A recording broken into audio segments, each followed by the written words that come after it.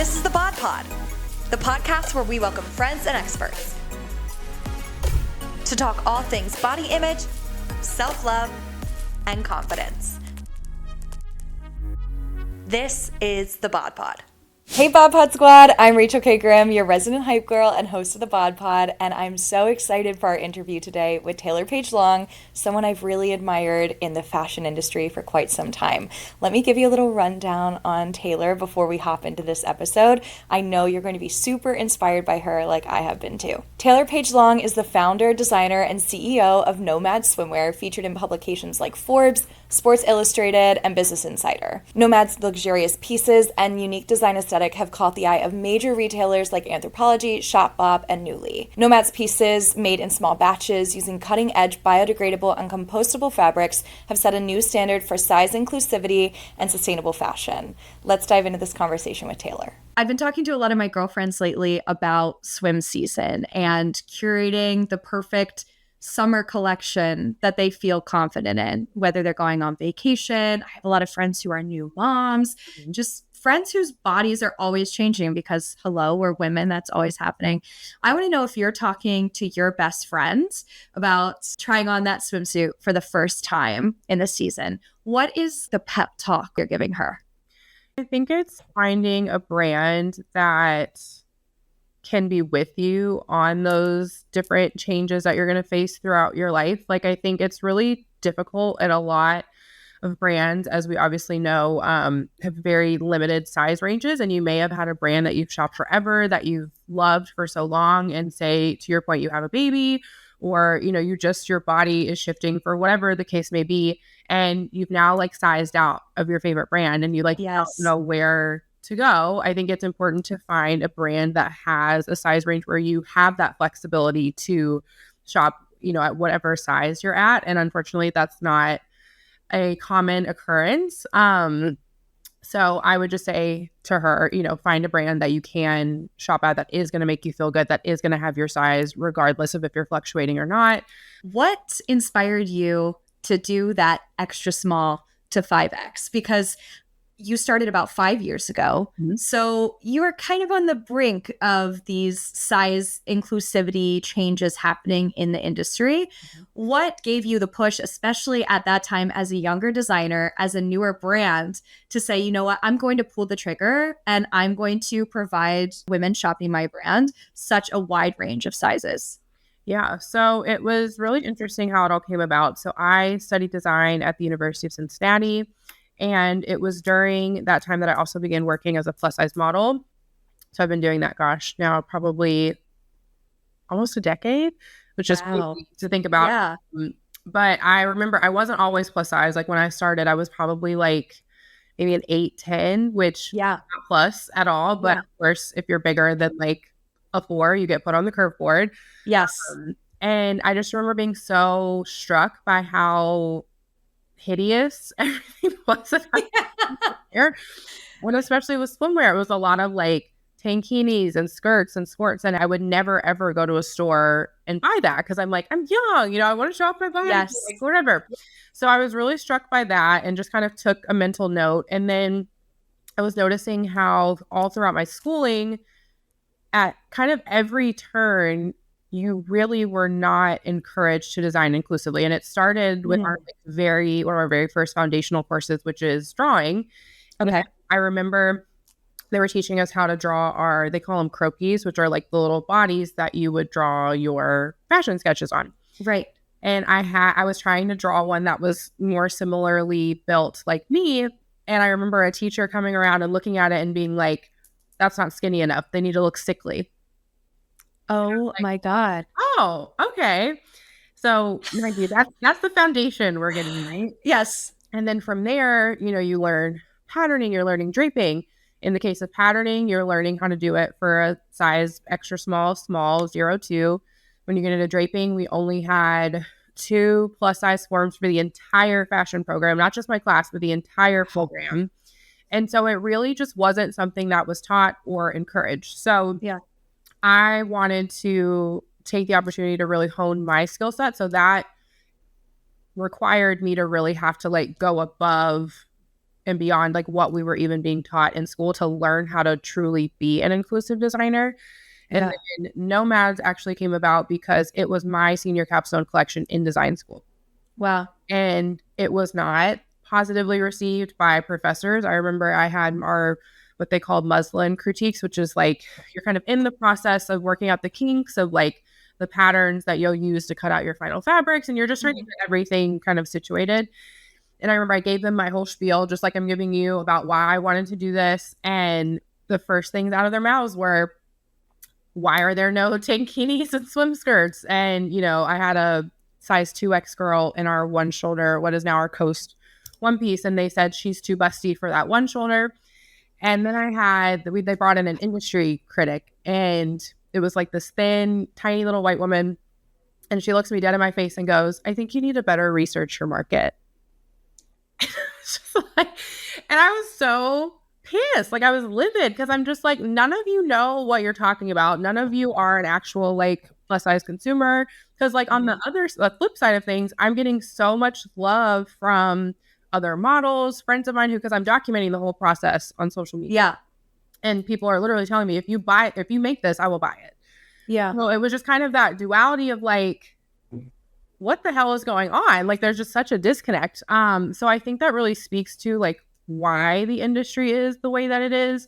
Yeah. Because if you think about, not everyone's as going to be as stubborn and hard-headed as me. I am like notorious. Because I really internalized that and listened to what they said. Like Nomads wouldn't be a thing.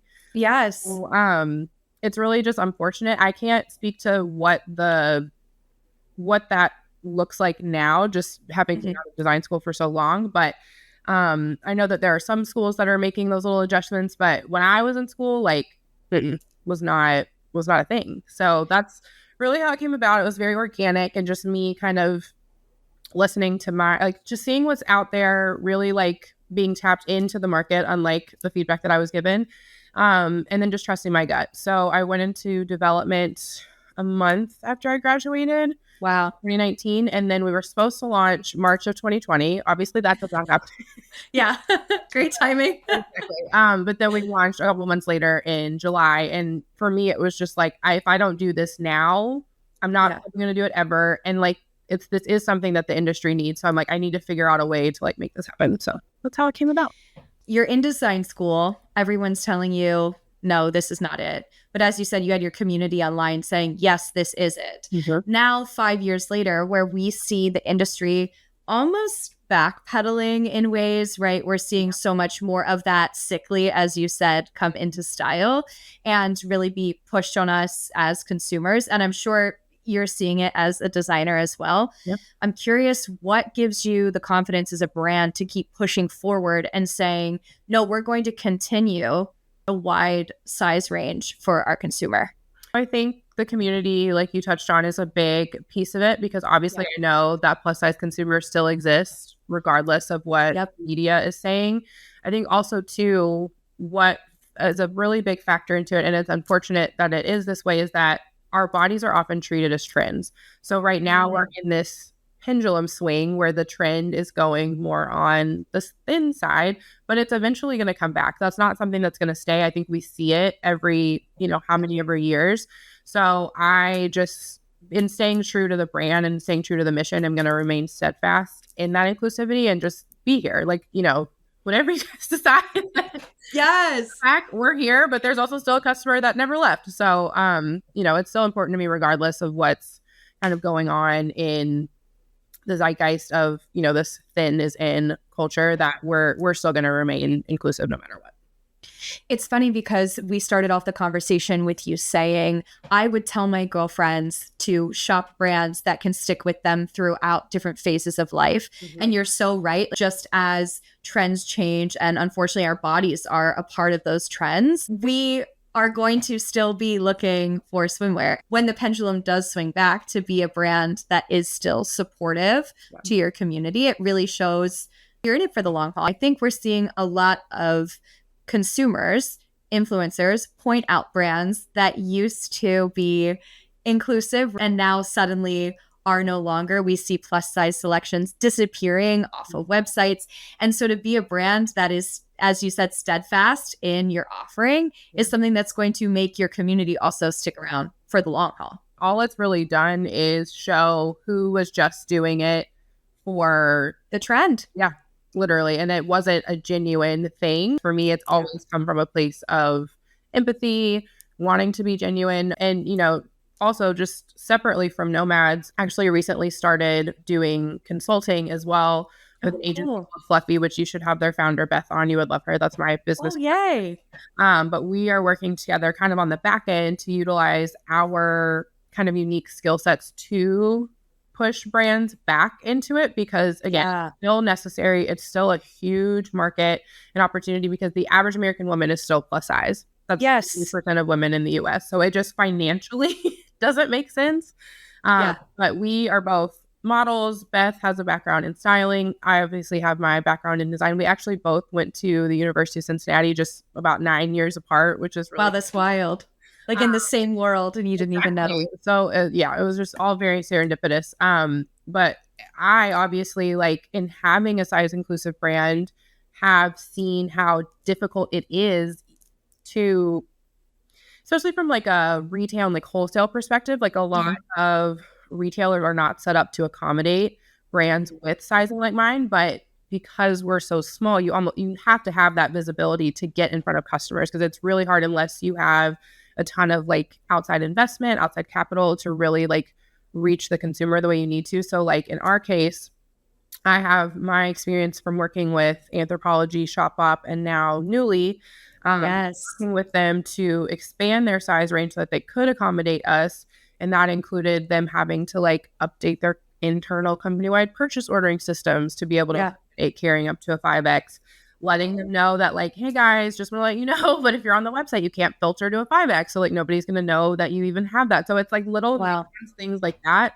But it's really kind of given me this bird's eye view of how to help these, whether it be a multi-brand retailer, just a brand itself wanting to expand their sizing, different organizations who may have like apparel for, fans or whatever the case may be. But just being able to utilize our expertise to really help them on the back end. So that's something I'm kind of doing in tandem with Nomads, but trying still the industry forward in a bigger way because it's bigger than just Nomads. Like it's so great that I'm doing what I'm doing. And obviously it is making a difference. But if we're not really getting it at like the true height, like where these brands that have all this money that can really make a difference, it can only go so far. Right.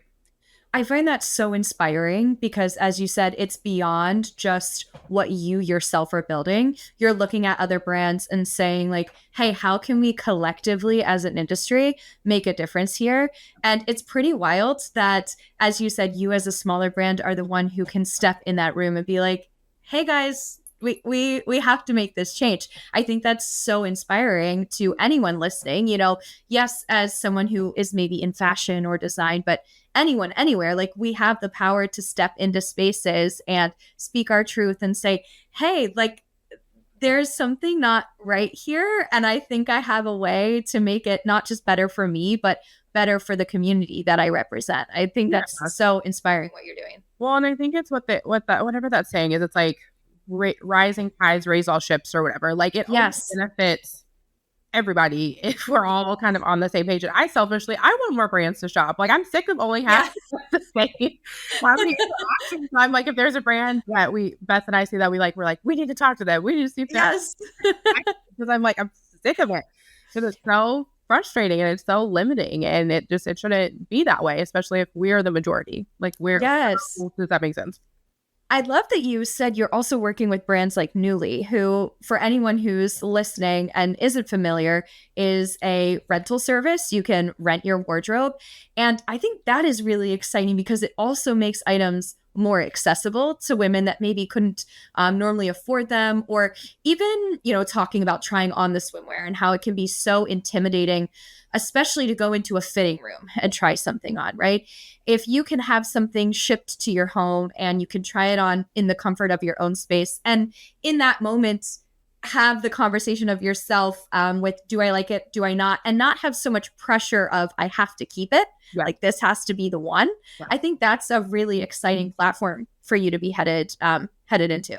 Yeah. And I will say it is only resort wear currently, just for like hygiene purposes. Yes. Makes sense. I will say, I do want to try to find a way as we grow to offer, there's different services that you can kind of plug in on the back end. Like I think one's called Try Now, Buy Now or something along those lines, but we just have to be at a bigger scale and have more to be able to do it, because we still are producing on a smaller basis. But that is something I'm working on. But the Newly thing is great because I think, to what you're saying, it's nice to be able to have more options. It does make it more accessible.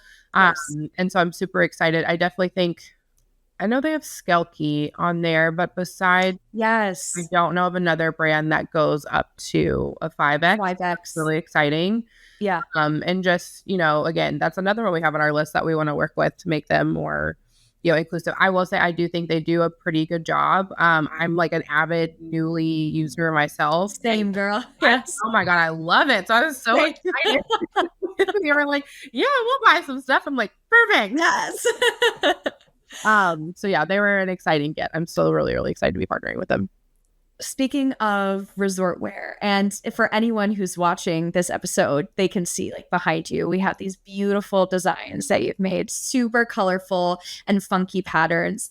And maybe this is touching back on your experience in design school a little bit, but I want to talk about the inspiration behind going with like bold patterns, also with like exciting silhouettes, because as you said, especially when you're designing plus, it's so easy to say, oh, tankinis, one pieces, swim skirts.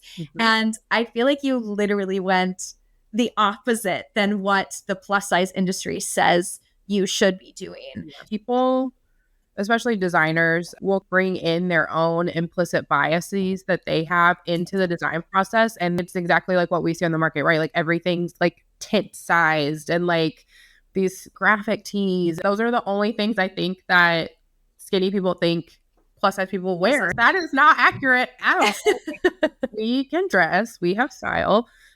So for me, it was really intentional with the prints, to your point. I wanted it to be things that are not readily available, especially for plus, to the silhouettes. It's the same thing. Yes. Like just making things that we are not currently seeing, but making it cool across all size ranges. So the entire size range, and making sure that there isn't a huge discrepancy in how the piece fits across the sizes, because I think you'll also see a lot of brands, if they do carry extended sizing and say it is the same piece, a lot of times for whatever reason the plus option is a lot more conservative than straight size option, and I did not want that at all. I wanted it to be very consistent across the board and to really show that like you can do, like that is something that we can do as you just it's going to take a little bit longer, it may be a little bit more expensive, but it's worth it, because it's like the plus consumer wants to wear exactly what the straight size consumer is wearing. Yes. There's that misconception that like, oh, like, well, I'm larger, so I can't wear that. Yes, you can. Yes. Different fit considerations to make it fit better on your body, because the body is different as you move from plus. Sure. But it is possible to basically make an identical style and for it to still fit impeccably and look. Yes. We're also, with designing in that way, you're telling women, as you said, just because maybe you have a belly or you're bigger doesn't mean you can't wear the bikini.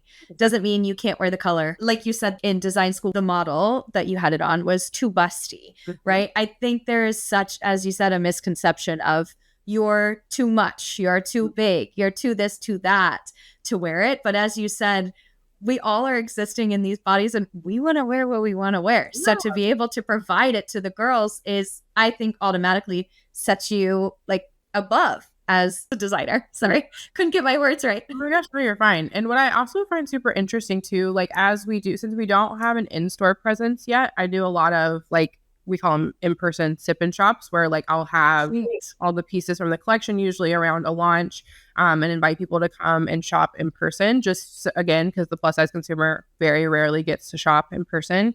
But what I found so interesting, and I think is contrary to what most people who kind of have these biases believe, is that so many straight size customers come to me and are like, I love that you have all of these sizes. I love shopping with brands that are inclusive of all sizes. So it's like, if there is a customer out there that's like, ew, like I don't like they have plus sizes, they're not my customer. I don't want them. Yes.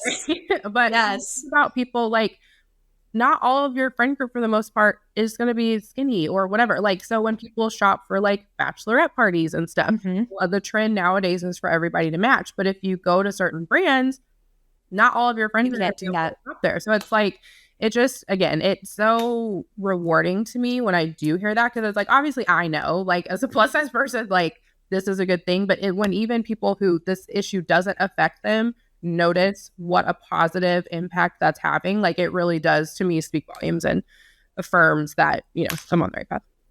I'm curious what else you've heard from the girls shopping from you, whether it be in person at one of your sip-in shops or anyone replying to you maybe in the DMs. Like, what are the girls saying? Yeah, they're often really excited by the selection. The quality is something I hear about a lot. And just, I'm really a stickler for quality fabrics, luxury finishes. Like, so that's why the price point is what it is. You know, the sustainability is something we didn't launch with, but as I was getting more and more into it and just learning more about the issue of waste within the fashion industry, there was a value shift on my end where I'm like, I don't want to be another designer that's just, you know, really designing into this. So worked really hard to source incredible, sustainable, not even just sustainable, circular fabrics. So we use biodegradable swimwear fabrics, which means if our pieces were to ever end up in the landfill, they'll break down on their own, with the exception of like, you know, the spandex and the trims, but the nylon itself, which is the bulk of the fabric, will break down. And then we use compostable resort wear fabric. So like our resort wear, like what I have on right now, you can literally put in with your home compost. But what's so interesting is the sustainability piece kind of gets lost because you can't tell based on how luxurious everything is nice. Because I think people equate sustainability with like crunchy granola, burlap. Absolutely. Think of it as being luxury, and it can't. Yes. And then just people just being, you know, just grateful that there are options out there. Because I think people often lose the humanity of it and the empathy of it. So clothing is one of the Maslow's hierarchy of needs. So you are depriving people of a very basic need by not having their size. I think when you boil it down to that, it just really highlights the importance of being inclusive. It really resonates with me when they're grateful, because it's, you shouldn't have to feel grateful, that your size should just be there. I want to talk about how you were in Forbes 30 Under 30, and we see Serena Williams out here wearing your pieces. You have to be feeling so good. Like, I've had like kind of an ongoing relationship with them outside of the 30 Under 30. Like, we've had some really amazing press coverage, and as an entrepreneur especially, that like getting any sort of Forbes coverage is like huge. The creme de la creme. Not long after I started, I think some people were really skeptical about what I was doing, because again, I was like fresh out of design school. I hadn't had like a really like formal design job. So for me to go from graduating straight into founding a brand is insane. Just factually, like, that's not even me being dramatic. I remember hearing some people reference it as a hobby, and I was like, no, like, I think this is like gonna be an actual life. And I remember it was probably a week or two after I had launched, and we had our first Forbes article, and it was by Virgie Tavar, who's like a really amazing editor. We've had Virgie on the podcast. Virgie. We love Virgie. Yes. First one. And that was our first Forbes article. And it wasn't like it was a roundup, like it was a true story about me and about the brand and why I started. And it was just like the most affirming like thing for me, because I'm like, people like work their whole lives to have a Forbes article about their brand. Have one within 2 weeks. Oh my God. So that was, your stars were aligning. It was saying you are meant to do this. Moving forward. Well, and on that same token, like I remember I was turning 29, and I was like, and obviously, of course, Forbes 30 Under 30 was a goal, but I was like, I don't know, but I had an editor had reached out, and they're like, we're considering you for this. So I sent in, you know, the information they wanted, and didn't think much of it, because I like didn't want to make a big deal about it, because it was, you know, I didn't know for sure if I was getting and this was like my last year that I could. I remember I was in New York. I don't remember what for, but I woke up and someone had sent me the article and I had made 30 under 30. I was just like, again, I feel so affirmed. Yes. But then nothing to me, I mean, that was all incredible and that still is really affirming. But there was something about Serena Williams in Nomads that really just like, I still don't think I've fully processed that, because again, people would like pay so much money to get something of theirs on her, and all I did was send it. Like I did not pay for anything. She didn't tag it, obviously. I think sure. Like, oh, that would have been like just one step better. But well, and shout out to the community, because they were really in her comments like, oh my God, you look so good in Nomads. I went to Miami for Art Basel and went to this amazing female quotient event, which if you can get to any of their things that they do, I highly recommend. The people that they get in the room are amazing. The speakers that they have, incredible. And it was a female quotient Vanity Fair automapake party at Art Basel. They had rented this like incredible house on, it wasn't Star Island, but it was something like along those lines, like a really exclusive like part of Miami. And I get there and they ended up having Serena and Simone Biles in conversation. And I was just like and I was literally like teary-eyed to them. How am I here right now? This is the most insane thing ever. Yeah. This was like fully soaking up the moment. And there was other like incredible women in the room too, who were like just as blown away as I was. But it was just like such a pinch me moment. Yes. But nothing really came of it. Like she was kind of floating around, but I'm never one that wants to like, jump on, when they're in public. Like if it happens, it happens. If it doesn't, like, for him. So I was coming back from Miami and I'm at baggage claim at LAX and I see her chief of staff is there. And I'm like, I look like shit. Like literally like have my hair in a ponytail. But my husband was a super early flight, like 4 hours flight home, maybe almost 5 hours. And I was just like, like if I don't do this, I'm gonna be so mad at myself. And she looked so stunning. Like she had her suitcase, she had her Birkin on her suitcase, and she was just like fucking around. And I'm like, oh. So I like go up and I'm like, hi, like I just want to introduce myself. My name's Taylor. I tell her what I'm doing.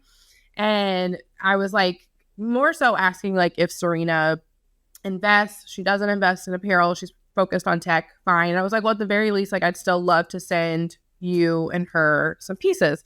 So I got her email, sent her more information. She sent me back their selects. I think I sent Serena stuff like just after Christmas, and then I sent her chief of staff stuff a little bit later because I had been in Florida for Christmas. So it was just like because I wanted it to be nice, like put a whole list together. And her chief of staff opened her stuff first. That was like the first I'd heard about it. And she was like, this is the best swimwear I've ever tried. It feels so amazing. And I'm like, oh my God, like just that. I was really excited, even though it wasn't Serena, but I was like, oh, like someone on her team, like, they're used to quality stuff. They know. Yeah. And then I was in, where was I? I was in San Francisco for All-Star Weekend. And I was at a late or early dinner with some friends, and I hadn't been looking at her socials at all, but something I was just like, we finished our meal. I was just kind of sitting there like, and when you're like going through Instagram, you're just looking at like continuous stories that'll just go to one person's, one after the other. Well, Serena's pops up and I'm looking and I'm like, that's Nomads. And then I'm like trying to process and I'm like, oh my God, I literally screamed. Like I screamed in the restaurant because I just wasn't expecting it at all. Because nobody said anything, like nobody said she liked it, like nothing. And it's literally her doing a selfie like this and like our both print, like the green and white. So I was like, cloud nine, so excited. And then literally the next day is when she posted on her feed. And I was like, what is happening? She has like 17 million Instagram followers. And I was like, there's no bigger seal of approval than for her to post it on her stories at all, but then for her to put like on the grid, whatever. And then, like I mentioned, she didn't tag, but then there were a couple articles that came from it. There was a People article where we mentioned, so we did get credit in the long run, but it was just still one of like because that was a big goal for me. Like, let me see if I even have them. So I'm like really big on manifesting, and I've been doing like gratitude since I started Nomads. And this year I changed up the format a bit because I'd seen something on TikTok where some people were doing bingo cards, which I'm super visual. So Yes. to have like those kinds of like really tactile things that I can look at, it really helps me with goal setting. And this year I made like one of the big goals was to do celebrity placements, because that's one thing we really haven't had up until this point. So I really made, I don't know if it'll let me show you, but like a celebrity, whatever bingo card, but you can see right there. And I had her on my actual vision board too. So it was very exciting. We did a whole episode at the top of the new year about vision boards. Actually, my vision board is back here behind me. Like part of it I did that's my professional one, and then I do a personal one.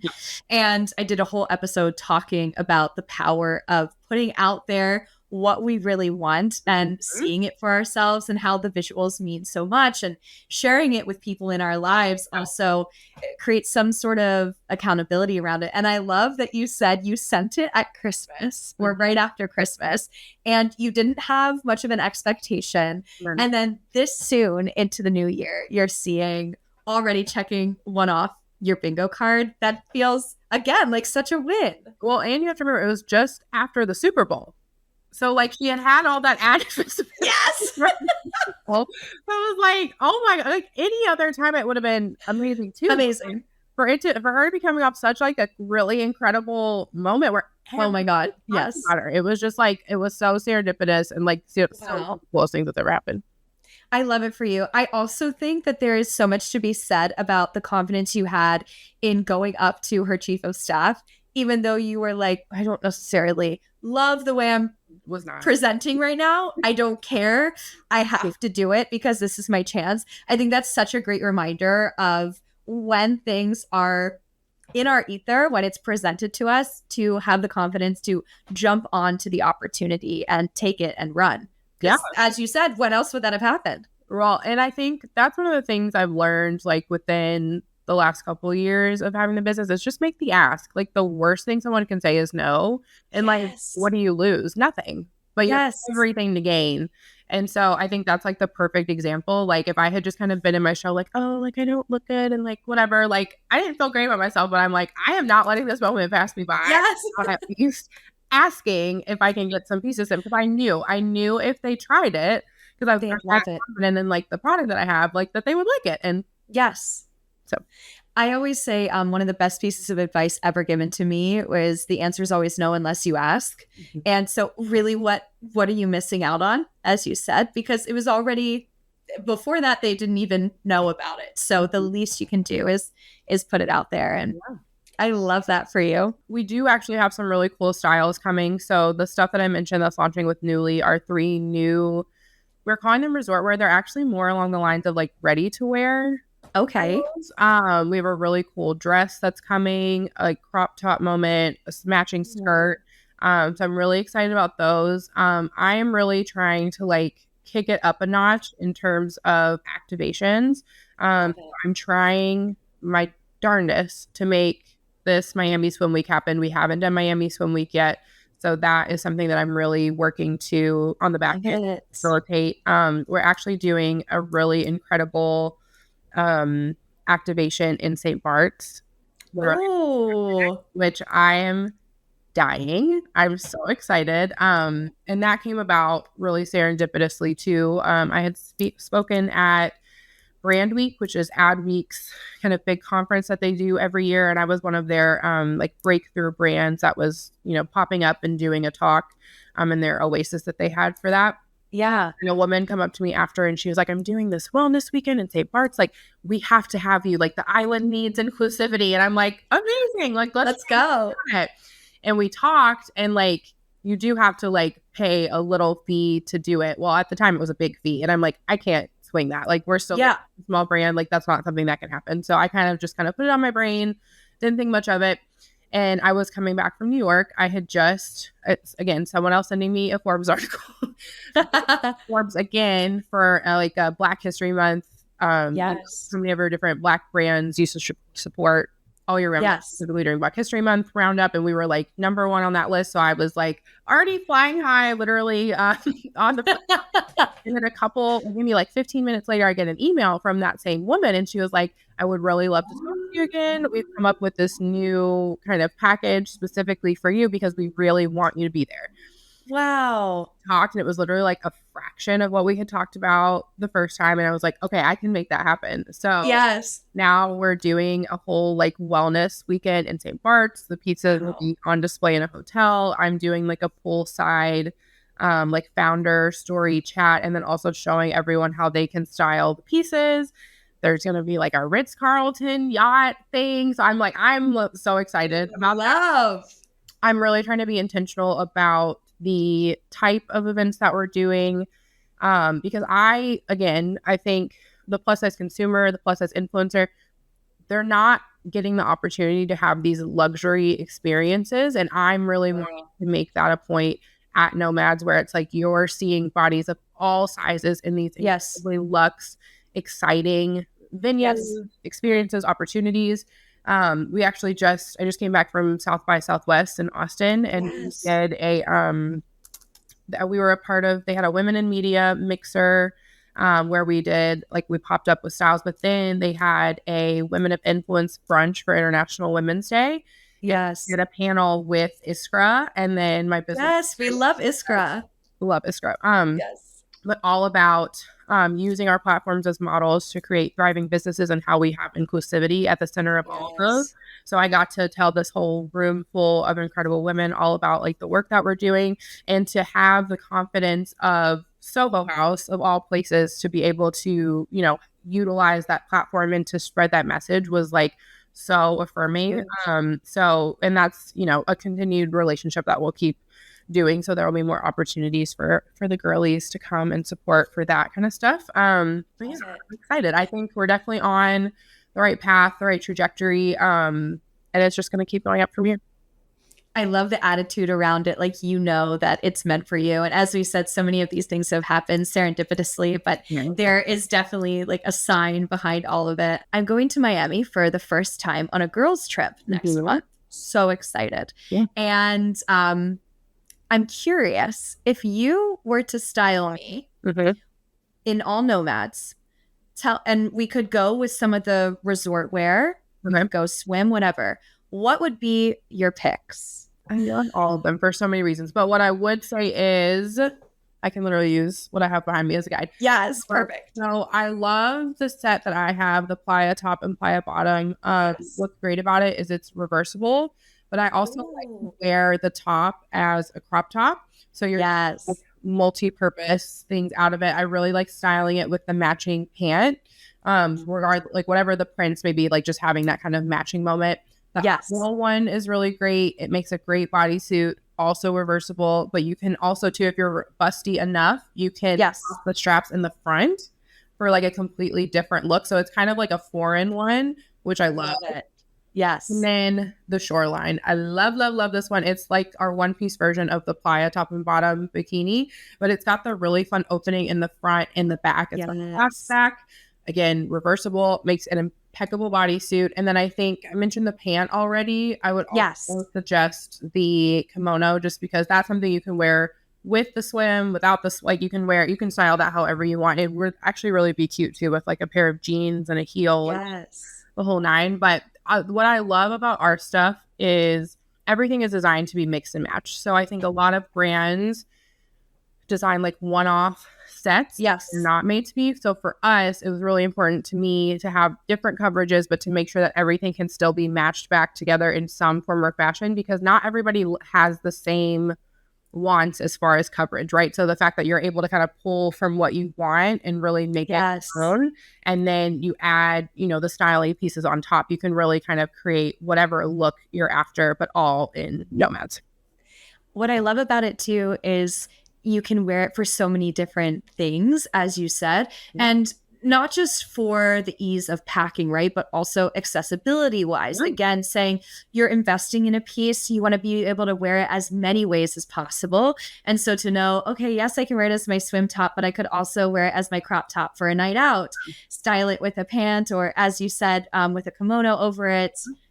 Love the concept. Yeah. I like to call it that we design for the pieces to take you from city to sea. Perfect. That's exactly what I'm doing. So thank you. Thank you for the tip. This was such a fun and inspiring conversation. I know I'm going to feel even more confident wearing my swimwear poolside. So thank you for that. Before you go, share with everyone where they can find you, where they can keep up with Nomads, where they can shop, all the things. Yeah, so you can find Nomads. We're at Nomads Swimwear, nomadswimwear.com. It's a double S, so some people get that confused. I need to do a better job of enunciating the S, so Nomads Swimwear. And then for me, I'm at Taylor Paige Long on Instagram and TikTok. And yeah, if there's any pieces that you think we should be making that we're not currently making, my DMs are always open. I am totally open to feedback. So definitely love it. Your wishes, your wants, all the things, and you might just see them in future collections. Oh, that's so cool. Taylor, thank you again for this excellent conversation, of course. And we're excited to see what you have upcoming. So thank you. Yes. Backhand Squad, thanks so much for being here. If you liked this episode, please be sure to give us a like. And if you want to see the visuals, all the things Taylor and I are talking about, make sure you give us a subscribe over on YouTube. And you can keep up with all of our confidence boosting content at the BodCon on Instagram and TikTok. And we'll see you later. Bye.